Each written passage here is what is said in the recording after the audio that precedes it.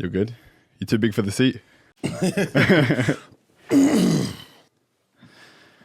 Yeah. Is all good? Yeah. You're just trying to get the angle on me. Yeah. You're literally just trying to get closer just so you look like Big Q. I'm just trying to make things even, right? Yeah, I get it. I'm all about the angles. So like I'll get, we've got the wide lens going on. So like we're just trying to look, we're basically just trying to make our arms look bigger than they actually are. Even though this guy's got about 60 pound more muscle on me, I need all the help I can get. Hence why I'm wearing a long t-shirt to hide my biceps. Hey, I do that too. I'm in the Fully covered, man. Oh yeah. You gotta keep the secrets away, right? Don't want people like seeing what's coming next.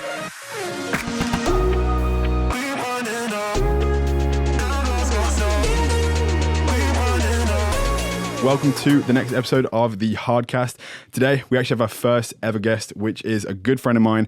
We met just over a year ago now, and it's a pleasure to have him as like the first guest on the podcast because out of all the people I've met in my life, Quinton is one of the nicest guys, just one of the most genuine, kind-hearted people that I've ever had the chance to come across. So it's a pleasure to have him on the podcast. And just introduce yourself, man. Hello. Shoot. I guess I'm a bodybuilder. Yeah, tell us a little bit about yourself. Like, so like where you from? Where you originate? How old are you? All that sort of stuff. Like, so I'm 25. I'm from 25. Nuts, man. I'm from Toronto. Well, really, I'm from a place called Markham, Ontario.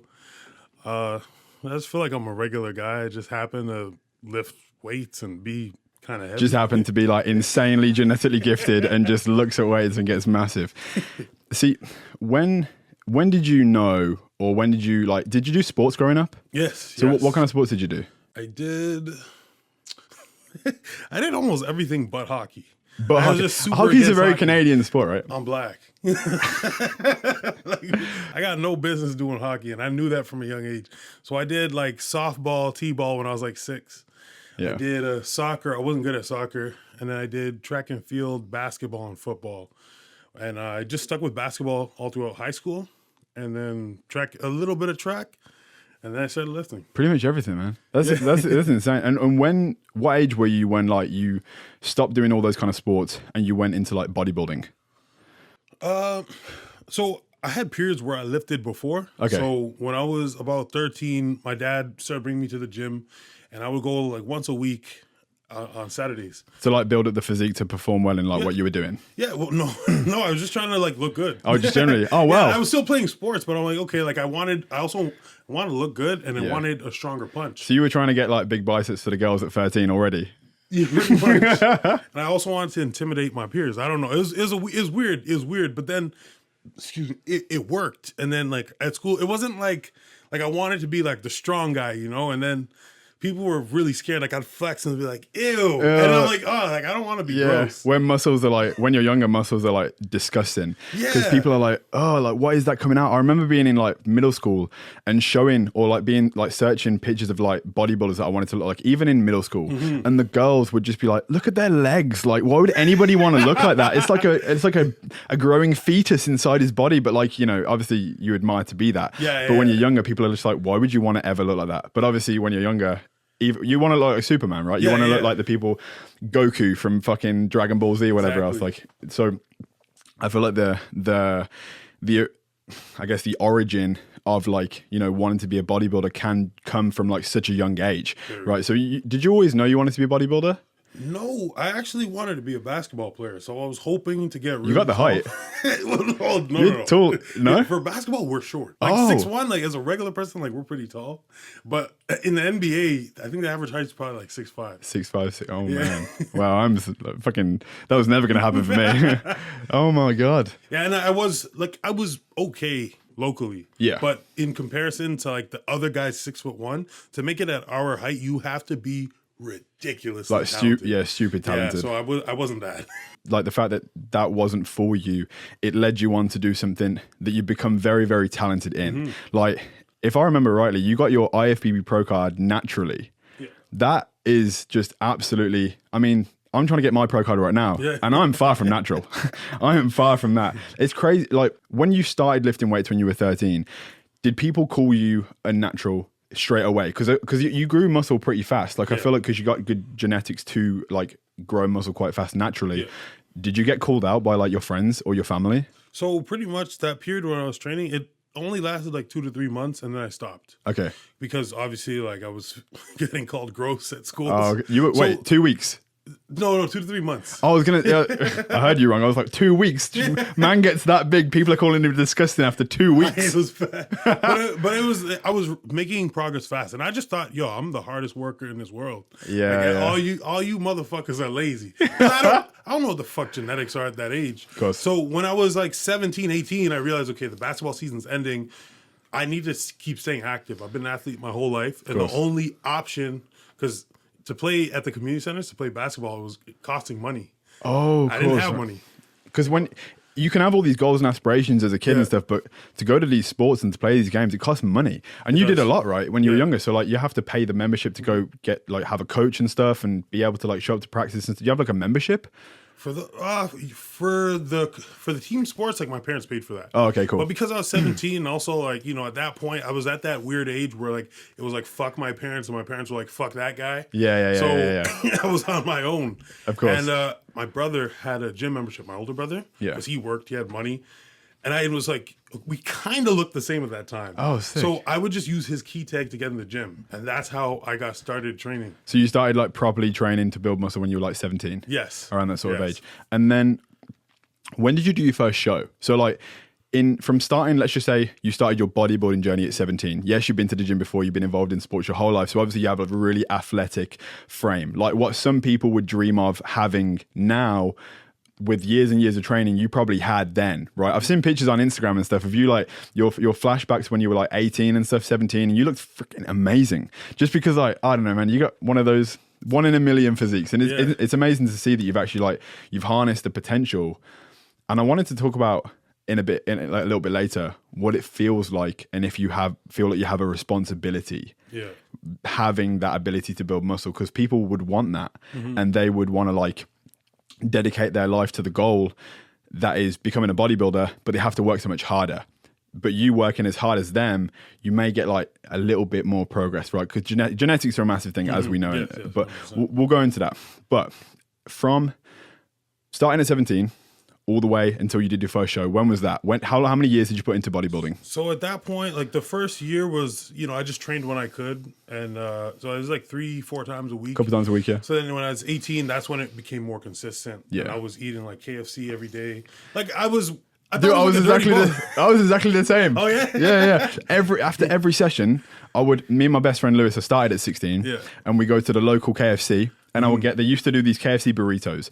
In each one, there was over 1,000 calories. Awesome. Beans, chicken, fried chicken, just rice, peppers and everything. It was amazing. Get 4 hot wings afterwards. That was me done. My face felt kind of bloated afterwards, all the sodium and everything. Yeah. But it was dirty bulking. You just had to get calories in when you're young.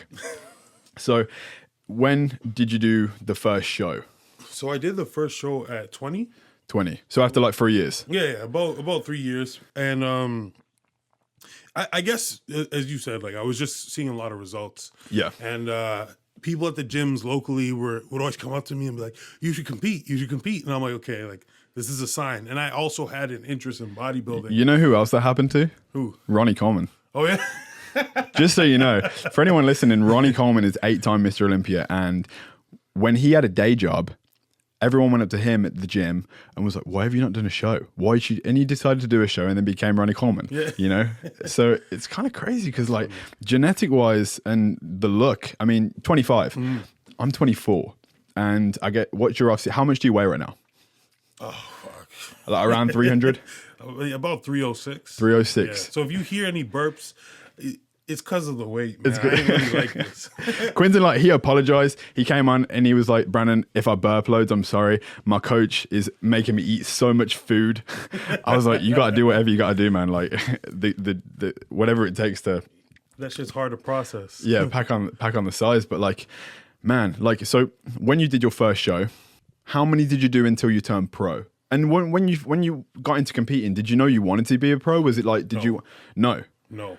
So how did that change? So essentially, my goal was to be the best natural bodybuilder that I could be. Yeah, and I knew that the Ifbb route, like I knew that I didn't think it was impossible to turn pro in the Ifbb, but I was very realistic. I respected all the competitors that have been doing it for years, and I didn't have the mindset like I'm going to come in and beat these motherfuckers. Yeah. Right? So it wasn't until like show after show, I saw myself getting better. And I would look at pictures of like the old shows, the national winners of the shows years before. And I'm like, you know what? I think I look better than these guys. No way. So it was just over time, every show I started to learn more and realize like, okay, I think I have potential. And you realize that like through doing your research and doing show after show, you realize you actually had a competitive advantage against like people that even like you were looking at as maybe inspiration. You were like, you know what, I can fucking take this guy. You know, if I was suddenly, and then it's crazy because like I've seen pictures of you when you're like 23, 24 and you're on stage next to these guys that like are super big names in bodybuilding, and you just come out of nowhere and you make them look small. You, like it's amazing to see and stuff, and just like it just shows the potential and everything. Like if you know have the potential to do something. I actually spoke about this at the end of my last YouTube video. I said like we all can want something as much as we want it. And I feel like anyone, if they want to do something with their life, they can make it happen. Sometimes it's going to take people longer. Some people are going to get there really, really fast. Like it's people that go, you know, people that go viral on social media. They post 2 posts and they've got 1 million followers because they either look beautiful or have a certain life, or they just, it just works for them, right? But some people have to work so much harder to get that same thing. But I do believe that some people are born to do something, you know, whether it be like your capacity to, you know, do math equation. You're clearly meant to do something with your life in like academics because you're just, you know, naturally you're a prodigy. You're super, super smart, you know, but then there's people in bodybuilding that can just like look at weights and get big. And it's amazing when you know, somebody finds that thing that they're meant to do and they spend their whole life doing it. And then you become like something incredible. Like, I mean, I knew from the day, like, when we met, because I want to talk about how we met and stuff. You had kind of just started like posting on social media, and you wasn't with HD Muscle or anything. Like you was just trying to, you just started making YouTube videos as well, because we had a conversation about you starting a channel. And it's crazy how like those people that are born to be icons to people and to be inspirations physically, mentally, or whatever it is, you know, sometimes people just have to be seen. And like Greg Doucette made a video about you, and you were competing at the time. There was already some pictures and stuff circling that you'd posted and stuff, and comparisons against other pros that had posted various things and stuff. And then it kind of just like, you went from like having like a low following to like tens of thousands. It's just amazing to see. And it like, it's amazing when good things happen to good people. Because like you are super calm and nice and stuff. And I've never heard you raise your voice in your life. I don't think you could. It's crazy. And like, it's just cool to see, like, you know, when someone's so humble and they, you know, they have their goal and they do the things they need to do to make it happen and stuff. And you, I mean, yeah, you got like hobbies and stuff, but realistically, I see you always in the gym. You live and breathe bodybuilding. Pretty much. It's amazing. It's great to see and stuff. And just like, you know, to go as far as you are, like, and to see what could potentially be, because I have goals of being a pro. Like, I would like to step on a big stage one day. But winning the Olympia in Classic is going to take me an unholy amount of work. And genetically, you just don't know, right? You just have to do everything you can to get there. But when you look at someone and you think they could win the Olympia, they could actually do that. When I see you, I think that. Yeah, and I know your coach thinks that. I know everyone thinks that and stuff. And it's good to see, man. Yeah. Well, thanks. That means a lot to me. Yeah, man. It's amazing. The thing is, when you're in your own body, and I'm not somebody that's full of myself. I don't have low self-esteem either. Yeah. But I just like, I see myself often. You're not blind. Yeah, I'm not blind, but at the same time, I see myself so often. So like, I'm so used to what I see. So it's not that impressive to me. Yeah, of course. So it's nice sometimes to hear outside opinions. Of course, everybody's opinion is different, and it doesn't mean that it's true. Of course. But it is good when it comes from good people. Yeah, man. It's like... Actually, I'm not going to use that reference. In fact, fuck it. It's like when you meet a girl for the first time and you've seen your dick every day because you use it, and you go to the bathroom and whatnot, and some girl is like, "Oh my god, it's so big!" You know, it's like yeah, it's just my dick. Like, it kind of like that. Like, you take your shirt off and you're like, "Oh my god, he's so big," but you're just like, "Meh, it's just my body." But what happens if you go to see another girl and she doesn't say it? That's because she had bigger, and you should leave because you're gonna be throwing your hot dog down a loose hallway. Oh my god! So you don't know where she's been, if she's had babies or what. I don't know, but okay. When did you turn pro? I I turned pro 2017 at the Natural Nationals in May. It was actually the day after my birthday. So my birthday's May 5th. It was on May 6th. So it was a nice little gift. That's amazing. Oh my God. What a birthday gift, right? Just getting a pro card. That's freaking sick. And then how many shows since being a pro, like how many pro shows have you done now? I did Toronto Pro, Vancouver Pro, and New York. Yeah, 3 shows. These are some big shows, man. Yeah. And what's the goal to those? So if you win those shows, that's the ticket to the Olympia. Yes, essentially. Yeah, I mean, not essentially, yes. Yeah.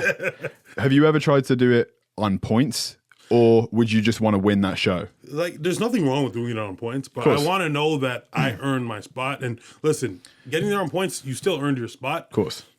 But I want like a unanimous victory to go into the Olympia.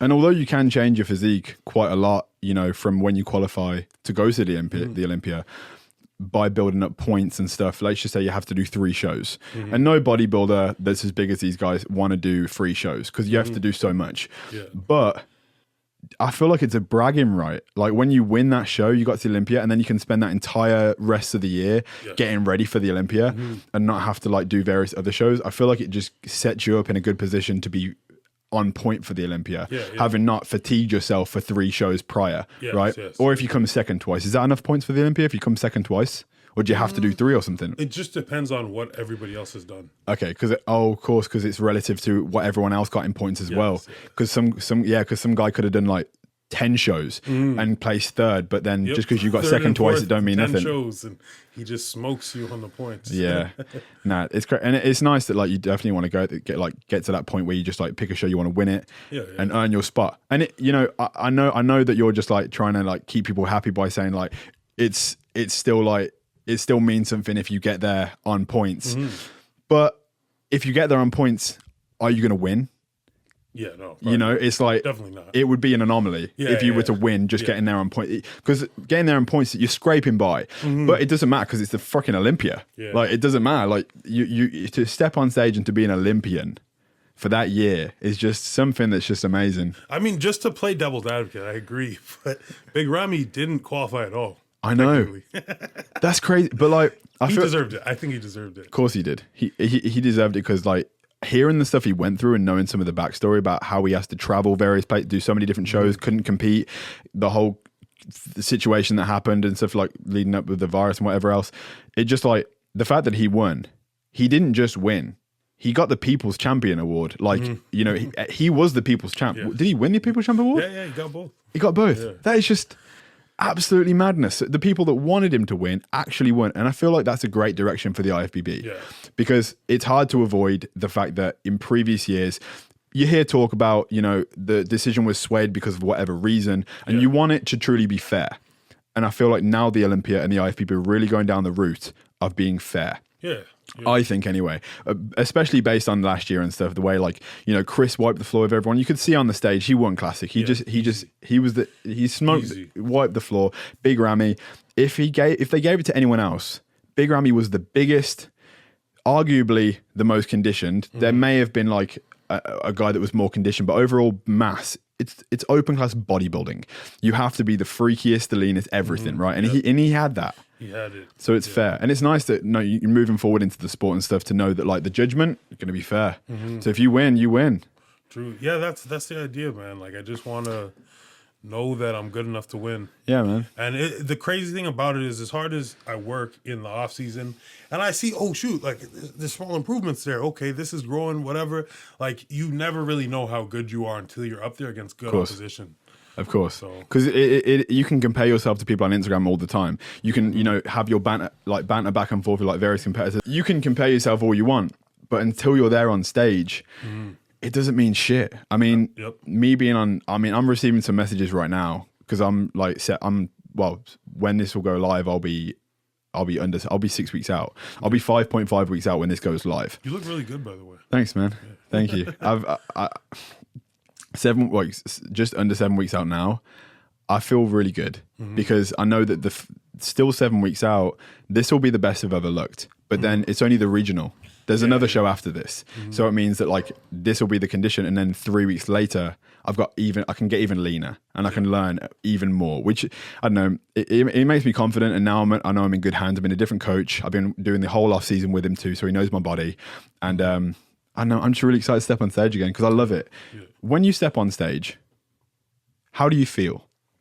Because you think about it on prep, but what's it like for you on stage? Do you black out? Do you like see the lights? Do you not see anyone? What's it like? I could explain like my pro debut, like my first year. Yeah. It was surreal because I was a fan for so long, and before I made the decision to start using gear, it was like I was on the sideline. I was watching these guys, following these guys. Now you fast forward a bit, and I'm on stage with some of the guys that I looked up to. Yeah. And it was just crazy. And I beat some of the guys that I thought I would never beat. Yeah. So that kind of like I don't know, it was it's a feeling that's hard to explain. Yeah. But the recent show, it didn't go my way. I was off. So that one, the feeling was way different. Way different. When you go on stage knowing you're not your best, you're just like, all right, like fuck it. I'm gonna have fun with it. And at least you can look at it like that. And you can have like that shows a good competitor because you lose and you look at the people that won and you're like, yeah, they won, like fair play. And that's amazing because like having the potential can come ego, and you ain't got that. Doesn't exist here. That's great. That's sick. So like, if you were to like summarize it, like your best, like the best feeling on stage, you've won a show, whatever else, like what does that feel like for you? Like when I won, like when I was an amateur? Yeah. You know, the crazy thing, when I won my nationals, I was like off. Like I wasn't at my best. So there was the overalls. Yeah. And then we walked to the side, and the guy that beat me at the provincials before was there. And I knew it was me and him. Yeah. He beat me and I was second. So I knew that. I'm like, fuck this motherfucker. But I like him. He's a good guy. We were rivals, but he's a really good guy. Yeah. So I was just like relaxed and like ready to go eat. My family was there. And they called my name. I was just like, and that was it. I was shocked. And like the pictures of me earning my pro status, they're the most shit pictures ever. I was relaxed. Nothing was flexed because I was in complete shock. Yeah. You know, so that's hilarious. But it was a good feeling. Yeah. What I try and like when people ask like why do you compete and all that sort of stuff, I kind of like summarize it as like, when the film Limitless. Yep. When he takes the pill and he becomes awake and he just like he understands stuff. Yeah. I feel like when I step on stage, for me, it's like everything I've done on prep, every pose I've done, every session, it's like I've taken a limitless pill, and my mind's awakened to like, everything I've got to do, like, because you're there to do something. Yeah. You're there to like give everything to these poses to make sure you look the best and stuff. And when you win, it was like, you just feel a sense of pride that can't be explained. And that's another reason why I say, like, if you've never competed before and you feel like you want to, just do it. Because then you'll know what it feels like to step on stage and to feel that pride. Even if you don't win, even if you don't look the best you've ever looked, you're proud of what you've done at the time. Yeah. And if you didn't cheat on your diet, people slip up in that now and again, but like, if you think at that time you did everything you could have done, you can be proud. And that's a good feeling. Just because it's like a short-term goal as well. It's not something that you have to dedicate 5 years to.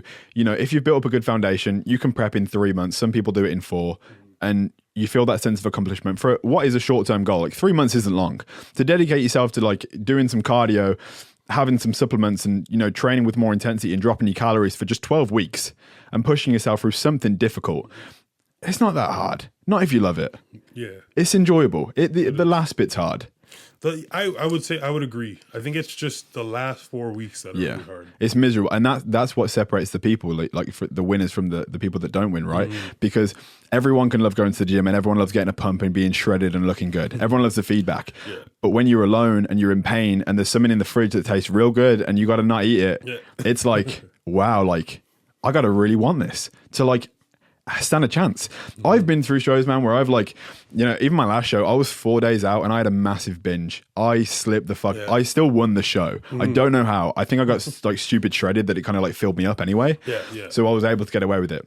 But if I wasn't, that feeling of like binging would have ate me alive. Yeah. Like to this day. The binge would have ate me because that would have been the reason I didn't win. But the fact that I did, it actually kind of gave me an educated standpoint on what I should do for this show, because I knew that what I did when I binged 4 days out, but then I depleted into the show. But what I'd done previously on previous shows is I depleted and then carved up into the show. But I look better going flat into the show and having some remnants of what was left from the cheat. So our plan this time is to literally, let's just say the show's on Saturday. On the Monday and the Tuesday, have a high day, a big refeed of healthy stuff, not, stuff you've been eating on prep, all the good carbs and stuff and some fats, and then drop down into the show and try and retain some of that fullness. Because I don't look good with carbs. I know a lot of bodybuilders, if you got to be full. I'm very similar to you. Really? Very, yeah. No way. Yeah, that was one of our big problems this year. We carbed up like 400 grams of rice. At that point, I've never had 400 grams of rice with every meal in my life. So for Vancouver Pro, we did, I think, we took, I'm not going to say the type of diuretic. It's all right. I don't want you motherfuckers using it. But we took 10 Diazide every hour leading up to the stage. No, okay. Fuck it. Doesn't matter. We did something different. We used a different diuretic this time. The one we used the year before, we used it for both shows. Okay. Worked perfectly. Looked great. This time we used something different and ate a lot more carbs. Okay. I've known this about my body forever. Did you think it would be stronger so you could eat the carbs? No, it's not. This diuretic was weaker. Oh, and okay. the carbs were more. And I also wasn't as lean as I was the year before. But this is the problem. Like, I don't like to question things. Okay. I'm like, all right, this and blah, blah, blah. Like, I don't like to be, nobody likes the client that's like, coach, this is how my body works. Coach, I need to cheat, blah, blah, blah. But the fact of the matter is I wasn't as lean as I was the year before either. So there was like a lot of variables that kind of played into it. But it just didn't work out. Of course. Now I know not to use that protocol and to go in with minimal carbs. It's an experience, man. That's why you got to do loads of shows. Like, you can't get it right. Like, if you do get it right first time, mate, the guy that I competed against in my second most recent show, not the recent one, there was a guy backstage and he was in the toilets. We were just like, going for a wee and stuff, getting ready, like, trying to splash off our tan and whatnot. And he looks incredible. And he was actually doing the junior bodybuilding. He was 23 and I was doing classic. And PCA, the federation that wasn't Ifbb, it was like one of the good ones in the UK, that the only one that's good that is next to Ifbb, in my opinion. The only fed I've ever done. This is my first time doing Ifbb. Okay. But basically, in that Exeter show down south, he told me that on the nighttime, he had an extra large Domino's pizza. And he ate junk all day, ice cream and the whole thing. But he had a diuretic with every single meal. He filled himself up with diuretics, right? He looked amazing. He won the show. Afterwards, he couldn't move. He was laying on the floor. He couldn't put his leg down. His quads would cramp. He was so uncomfortable. And because you could see, like, he filled himself up, but there was nothing surrounding his joints. Yeah. He did it in such an unhealthy way. And there's a fine line. It's like, it's doing the things that work, but then there's doing it dangerously. It's like carbing up and filling up with fats and sugars and all these things, and then taking all the stuff to bring you back down and stuff to keep. So you got the fullness from the fats and the sugars, but then you got the dryness and the leanness from the diuretics. It's like, you got to find a line that works for you, man. Because otherwise, like, you're not going to be in this sport for very long. There are people that do this and they mess themselves up quite early. And they look 30. Well, they are 30, but they look 50 because they put their body through so much stress. So I feel like learning how to do it, like, in the way that your body works, but also doing it safely. If there is such a thing as safe bodybuilding, especially competing, because like, it ain't safe, it ain't healthy, it's not good for your liver, it's not good for anything. But I feel like if you can do it right, you got good guidance, good coach, and you're getting blood work done, you can do it in a healthy manner. 100%. And I definitely think you do. You look 100%. Like, in fact, I know you do. Like, you're very healthy. You look very, like, very calm. And I feel like a lot of people that take too much as well changes who they are. I think you're never going to change. I fucking hope not. Yeah, no, you would. My coach is very conservative with the use of that stuff, so I'll never. Yeah. I don't see myself ever working with another coach. We have a good relationship. Well, he's a great guy. He's a great guy, and he knows his shit, man. He's very. Yeah, he knows the ins and outs of bodybuilding. So I feel like when you've been with a coach for so long, you got that friendship, and you trust each other. It's not like, I've been seeing things over the past few months. I'm gonna say year. As I've met new people in bodybuilding, as I've become more serious about competing, I've obviously followed more competitors and understood their coaching journey and stuff, whether they're a coach themselves or they require a coach to do bodybuilding themselves, even if they are a coach, because it's still nice. Even being a coach, you still need a coach to look after you, because it's the mental, right? It's the guidance. It's the second question, so, because it's hard to judge yourself. You can judge other people, but you can't judge yourself. Very hard, And the people that jump from coach to coach to coach to coach, it's like they don't realize it's not the coach that's got it wrong. It's them. They just haven't got it in them to stick to a plan for long enough to actually see if it works. Like, you have to be with a coach, I feel like, for a couple of years to realize it's not going to work out, because you're not exactly living with the guy or the girl. You're not exactly spending all your time with them. You're just receiving a check-in every week, and like, just listen to it. Like, because that person's a coach for a reason. Yeah. Yes, if you hear some bad things and stuff about various coaches, then maybe you shouldn't have been with that coach in the first place. You maybe wanted to find out for yourself. But it is nice when, like, you know, an athlete and the coach really gets along, and you can have that elongated relationship because it works well and you trust each other. And you know what, as you just said, like, you're not the kind of person to be like, question your coach, right? But I know for a fact if you did, he'd be like, you know what? All right, we can try something different. But again, you're going to listen anyway, right? That's the thing. I think that I don't like to second guess. Of course. You know, like, and I trust Dorian wholeheartedly, so there's never a reason why I feel like I need to. Exactly, yeah. But also, like, I don't know. I don't think that it's good to be on a contest prep and to have conflicting thoughts with what the game plan is. Sure. So let's say your coach is like, I want you to work out like this. And then you're like, you know what? I know he's not watching, but I'm going to do this instead. You know, and for me, I'm just like, okay, this is what I'm told to do. Exactly. This is what we're going to do. And it's very interesting because, like, me with my coach, like, whether it be supplements, whether it be like the diet and stuff, cardio, all those protocols and stuff, that is 100% me. But he has a very specific coaching style with workouts and stuff. And I see numerous, or like all of his clients and stuff, training like that and everything. And I do enjoy it. I do like to train like that, you know, 70 to 80% of the time. But every now and again, I feel like for me to perform, and this is me, whether this is me thinking I know better or what, but I know for a fact that sometimes I don't want to look at my phone and I don't want to follow a book. I just want to go in there, and to have the best possible workout on prep, I need to go and destroy myself in the way I know how. To walk out that gym and to be like gassed because I did 8 different exercises that weren't on the plan, right? Or I did, let's just say it's not written in the book to do a set of 20, 15, 10, 5 and done, right? No one's going to write that. But sometimes it just feels good. No, I understand. And I feel like then it's okay. Because then it's just like training in the gym, right? As long as you, like, you know, do whatever you are doing at 100% capacity, you'll progress no matter what. But definitely when it comes to coaching protocols in terms of like your food, your cardio, you got to listen to that stuff. You know, because that's them looking at your package as a complete overview. And on the day of a show, your mind is like, should I do this? Should I do this? So it is good that you're like, you know, that is the case, that you're like very, very, very like trusting in him. It's amazing. It's really good. I agree with you. For me, Dorian doesn't handle my training. So I've always had the freedom to do whatever I want in regards to that. So I guess being in control of that, I'm good. You know, I don't need to, it's like, okay, you want to drop carbs? Do it. Send it. Just throw them away. Fuck it. Fuck them. Well, my coach has taken away my carbs from 2 meals for the first time now in this prep, so like gonna see like some progress, good, hopefully. Because like now they're gone, I'm like starting to think about food a little bit, and I know that I know that shit, because I know, you know, when prep's getting real, where you start to think about food.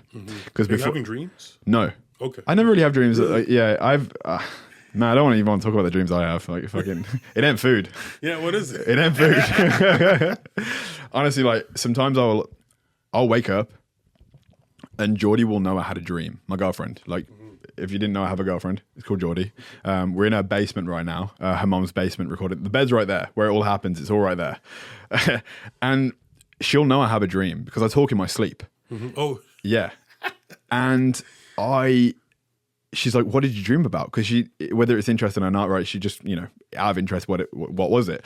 And I feel like I have the capacity in dreams to create worlds like Harry Potter, like mystical powers and stuff. And I'm like, where's this kid in me, like surviving? Like, you know, if I'm like, if I could imagine this stuff and draw it, because I have the capacity to think it, right? Because, you know, you like subconsciously have these thoughts in your mind, right? Sometimes it takes various drugs to get there. Sometimes it takes like certain dreams and sleep and everything, but it's there.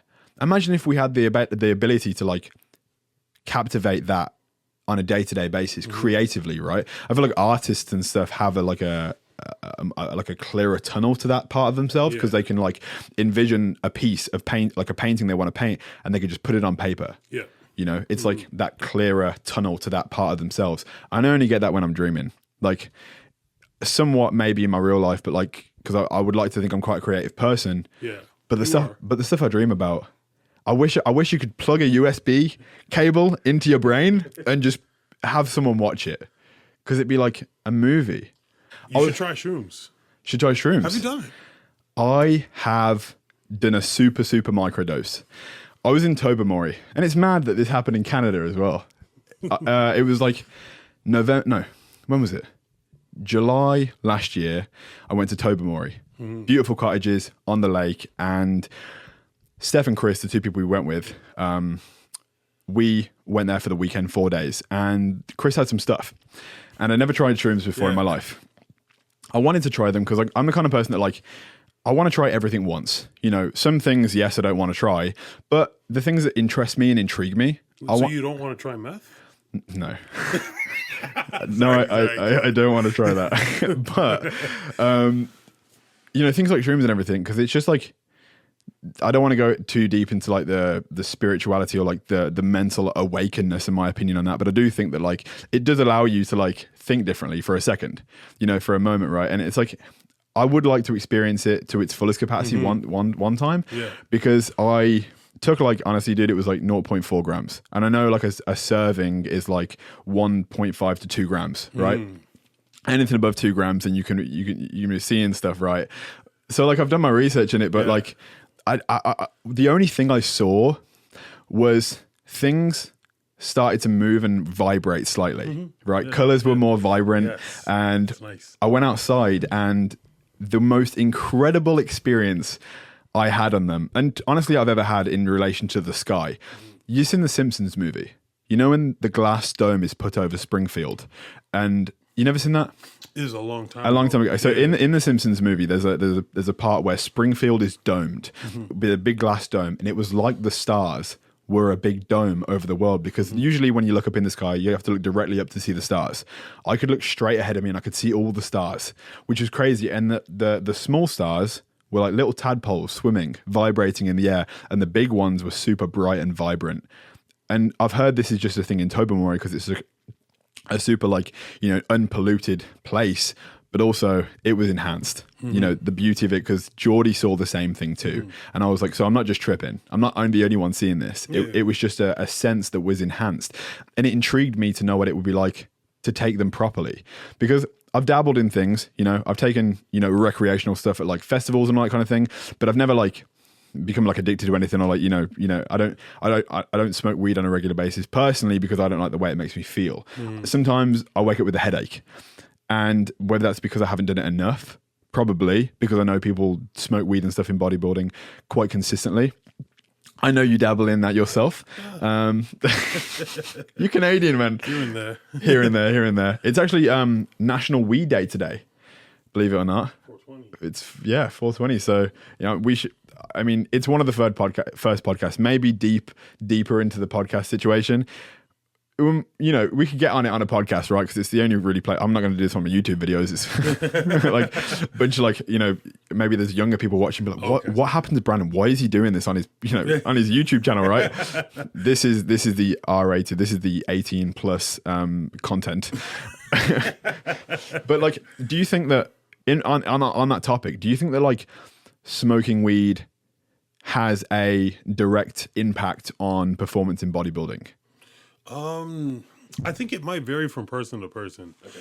You got those fucking punks that show up in the comment sections that are like, it's going to increase your estrogen, blah, blah, blah. Like, listen, right now I'm not talking about science. I'm talking about how your body feels and like what you do for yourself instinctively, you know? Of course. For me personally, when I am high or a little high, it helps my sleep. It improves my sleep quality. Of course. Motherfuckers say that it destroys your REM sleep. I be dreaming like a motherfucker. So I don't know what they're talking about. It's really individualized. So again, but the studies show that. So I'm not here to say that that's not true. But for me, I actually sleep better with it. And I've heard other bodybuilders, other high-level bodybuilders say that they feel the same.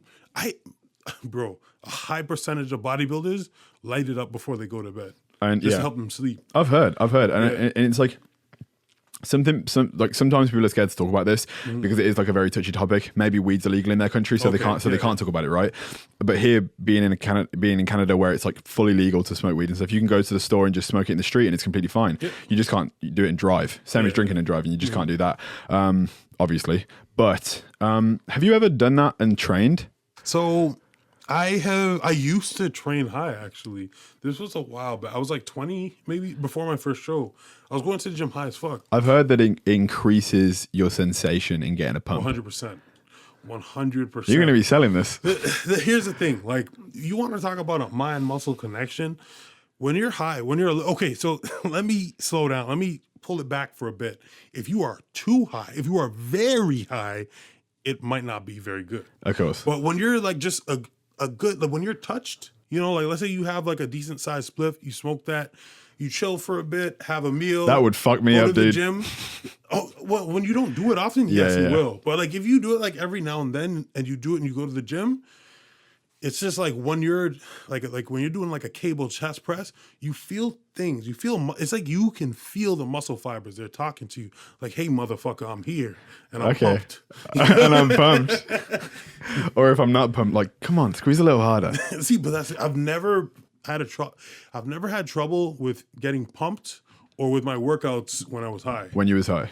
I just don't do it now because I don't want to drive to the gym high and vice versa. Yeah, like, of course. Blah, blah, blah. Yeah. I'm a good person now.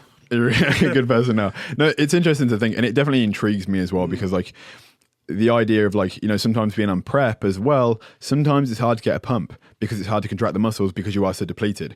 Not right now, like 7 weeks out, like I'm still on like a decent amount of calories. I'm still on like 2,800 calories. On my rest days, I'm on 2,200, but 2,800 is a good amount to still, you know, perform well, regardless of like, you know, supplements and stuff and, you know, whatever cardio you're doing, you can still just about get a pump. Now, when I start to struggle, when I'm like 4 weeks out, 3 weeks out, do you think if I was to, you know, have, for me, half a spliff, because if I was to have a full one, dude, I would be fucking messed up. Like, I would be laughing at the weights. I wouldn't be training. I'd just be having like the best time in the gym, but not actually doing shit. But do you think it would be beneficial to try it? I think it could be. Maybe try it first before it comes down to crunch time, just so you know how it feels. Of course. But when you're high, do you ever find yourself doing something you're like, wait, I'm doing this. What the fuck happened to everything else in the world? Yeah. That happens when you're training. So what it does is it makes your focus on your workout, you're hyper focused. Oh my God. And that is why the workout is better. Yeah. I understand that. Because like when I have been high, typically it's been like, I tried it when I was young, when I was 14, and my first experience is the reason why I didn't try it so much for so long after that was because I had a bad experience. You know, a blowback, when someone puts like the end of a spliff like backwards in someone's mouth and they blow the smoke. Yeah. It's called a blowback and stuff. A lot of people do it in the UK when like the spliff's empty. So the part that you smoke it from, you switch it. So you put the burning end in your mouth, right, on your lip, and then you go, you blow, and it blows the smoke out the Rizzler, out the end, and you cup it in someone's mouth, and they inhale all the smoke, breathe it all in, and it gets someone high so fast. And that's what happened to me. Never tried weed before. Someone blew like the last quarter of a spliff in my mouth. It burned within their mouth, but they were a fucking stoner. It didn't burn their tongue at all. I inhaled all that stuff and my eyes closed. I was looking in the mirror. I was 14. My mom was coming home from the pub. I had like 40 people in my house, and I was like, what am I going to do? Because there was 40 people in my house. Everyone's high as fuck, getting high in the garden. We put this girl called Chelsea, who is 4'11", super, super small, as a joke. We put her in a suitcase and she had to guess where she was in the house. She obviously gave consent to this. It was like a high challenge. She was like, I'm going to try and feel where I am when you carry me. Cause she was like super light as well. We were like 14 kids, small girl. And Dan carried her upstairs, put her in my mom's wardrobe. Mom calls me. There's a girl in my mom's wardrobe in a suitcase. We're all high. Imagine if she came back. What would she think of us? Oh my fucking God. Yeah. It was a whole thing. And we got her out and everything, obviously. You know, she I hope so. She was in there for 2 seconds. Chelsea, you okay? But I got to the mirror downstairs after about 20 minutes, and I was looking at myself in the mirror, and I was like, why can't I open my fucking eyes? I was trying to force them open, and they wouldn't open. And I like, what is it called when you take too much weed? Like, you don't OD, like you like greened out. Yeah, I was like greened out. I was gone. And my mom called me. I was trying to speak normally on the phone. Everyone was like, shh, let Brandon speak normally because he can't think properly, right? She came home. She knew I was high. It was all good though because she was like, she was young once too. And my mom was crazy when she was younger. So like she gets it. Anyway, everyone left. It was a great night. But my first experience was like, and I thought it would always be like that. Okay. Only until 18, 19, when like friends were doing it at festivals, whatever else, I'd like have a little bit. And I realized that like, whether it was that or everything else that was happening at the time was the reason I had a headache the next day. But it just always like felt, I didn't enjoy it that much. And it did mellow me out, but I felt like I just didn't need it. Personally. But like, I completely understand why people do it all the time and stuff, because it does like, have so many benefits in terms of like how calm you are, if you're stressed, if you struggle to sleep, like the mind muscle connection in the gym thing. There's so many reasons to do it. I've just not dabbled in it myself. If someone, had never driven a fast car and they don't know what it is to drive a fast car, so why would they ever want to? I'm not bothered. Because it doesn't matter. Like, it's not my nan. My nan doesn't want an Aston Martin. She's happy with her lawnmower engine, like 0.6 litre, whatever she's got. And she loves it because she's never really been into cars, right? It's like, I've never been into weed. So I'm like, meh. But it is going to be interesting to try it one day, right? Yeah. Well, I mean, hey, there's a lot less of a chance of getting ticketed for speeding if you have a shitty car. My nan is 68. She's never had a speeding ticket. Good for her. Never got a ticket, never been pulled over, nothing. And you know what? Whenever I get a ticket, she reminds me of that. Oh, yeah? That's the only reason I know, because she's like, Brandon, how the fuck do you have this many, like, parking, not speeding tickets, but like, I ran a red light when I was 19 and I got a speeding ticket for going 3 miles an hour over like a little bit after, like barely.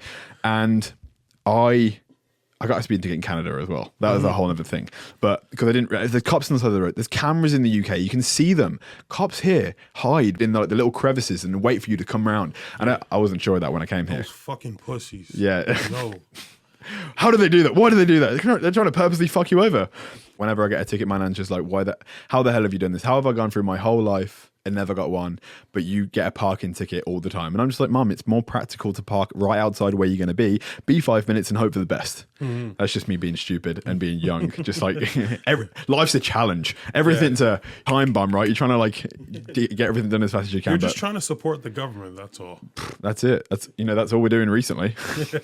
All right, guys. So we are going to end that podcast here. Dude, it's been amazing to have you on it, man. Yeah, thanks for having me on as your first guest. Yeah, literally the first guest. First of many. I'm excited because like we actually have a bunch of people that and I know around the gym and everything that have like, that want to come on the podcast and everything. So it's going to be exciting. This has really set a good tone.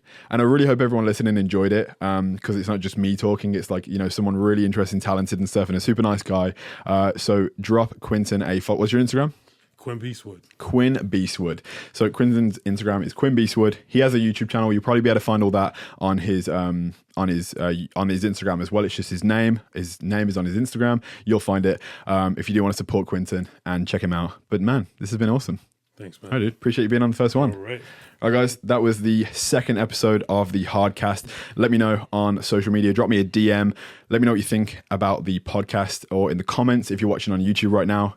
If you're listening on any podcast apps, we do have a visual on the YouTube channel. If you want to see Quinton's beautiful face or my face, chat some shit on the next podcast. So, guys, I will see you in the next one. Peace.